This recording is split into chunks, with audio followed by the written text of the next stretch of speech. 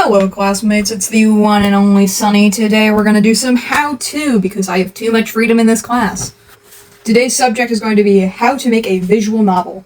First of all, what's a visual novel, I hear you asking? Basically, it's a game, but it's like a book too, but it's something in between. Most visual novels are basically just that, novels, but with the assistance of backgrounds and character designs, and it's on a computer. Some are more advanced in the way that they let the user make decisions, and that's what we're going to be teaching you how to make today. We'll be using a program called RenPy. Bruh. I completely recommend using a PC or something where you can type and access the folders very easily, because you're going to go into these folders a lot. Just because RenPy can be used anywhere, pretty much, except the DS or something, don't use it on something like an Xbox. That's not easy to type with. You're trying to shave off as much time as possible here. You'll also download an application called Visual Studio Code. This lets you actually edit the script. But even before you should boot up RenPy, you need to think of a couple questions first. What's it going to be about? Who are your characters?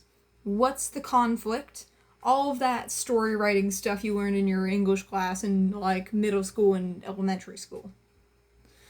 And for our plot, we have chosen something about going to a Bible museum. Woohoo! The smart move next would be to write your script and do your character designs, like making your sprites, which sprites, for context, are images of your characters with different reactions, like they could be sad, they could be angry, they could be silent, they could be talking. I did in fact make my sprites before.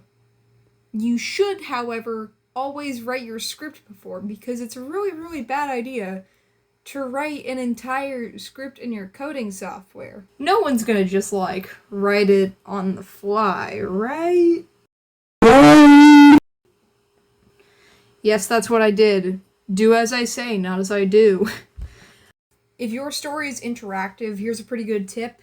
Have certain events, no matter what the person chooses, in the long run lead back to a single event so you can reuse your own writing, because writing and doing coding, it takes a really, really long time and a lot of effort, so you just want to reuse everything when you can. Once you finally finish all that, let's boot up RenPy and select the new project and then launch project. Then RenPy will ask you a couple questions which you can change in different ways, but once you actually get into the coding, then that's where all this comes in. Because not many people actually have the emotional stamina to withstand about an hour of some sort of parody of the Star-Spangled Banner with the White House in the background as an anime woman talks to you about how to code. That's a real, genuine thing in this program. I'm not kidding for once. That's fully serious. Since you thought of all those good and amazing characters, before you even start the actual game, before you put the label start and whatever, you're going to define, quote-unquote, your characters. This is where you can abbreviate their name to have this easier to type. You can even choose what color you want their text and name to be. But even if you don't want to define your characters, you can always just painstakingly type their name over and over again before their messages. But to define your characters, you abbreviate it like this. The text on screen is the code you type in. We can do pretty much the same thing with positioning of the character sprites. It's basically the same thing, except you use transform and you have to indent it a bunch of times, and with the X and Y line. This is where your math lessons come in. And you just replace the code on screen with whatever you want in the way of labeling and what position you want it. Now let's actually start the thing! Woohoo! Because that's one of the more simple parts of this. You just type in the function, label, and then start, colon, easy peasy, boom.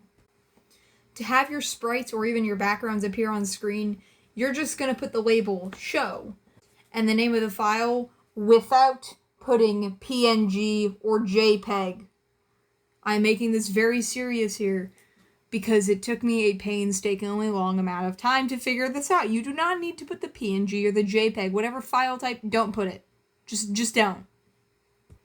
But to play music or an audio, you do put the MP3 or OGG, put the play, music, and then quote unquote whatever your file is called with the file type in it.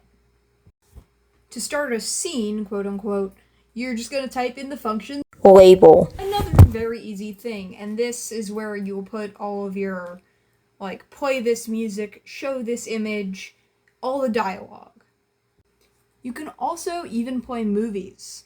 Small ones, but you just put the play function and then movie and then whatever type of file you did. I'm pretty sure with the file type after it.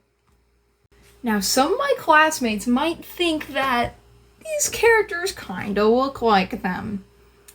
No, they don't. They just happen to look a lot like some people. And if you think this character's based on you, no, it isn't. Now to create dialogue. Now, for the people who did not define their characters, you're just going to type in quote unquote the character's name of what you want to appear on screen as the bar. And then you're going to, after you close those quotes, in more quotes, write what they're trying to say.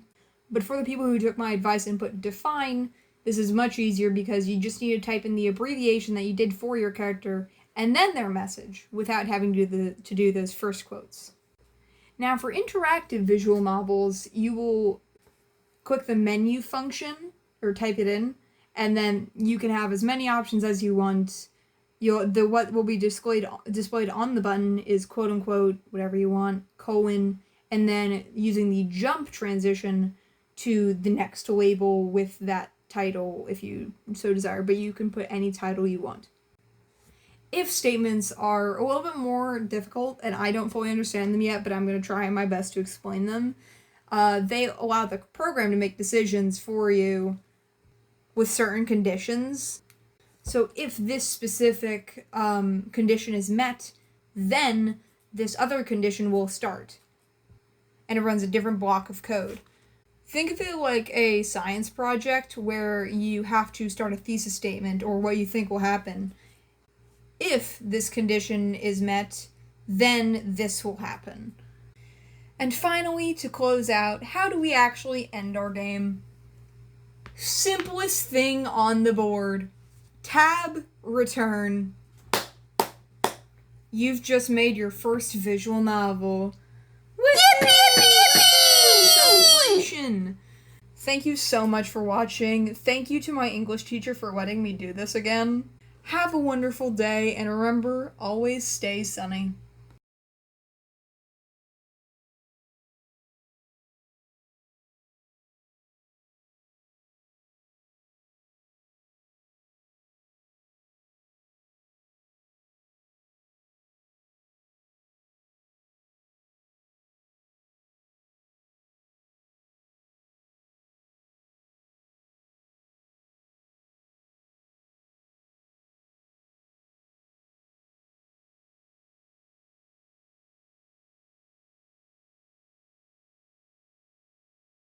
Actually interested in making your own, I highly suggest you download RenPy because it's free, and if you're interested in the game I'm making that I briefly mentioned, I am on itch.io so far. Thank you so much for watching, and thank you to my teacher for letting me do this again. Bye! Stay hydrated. Stay sunny.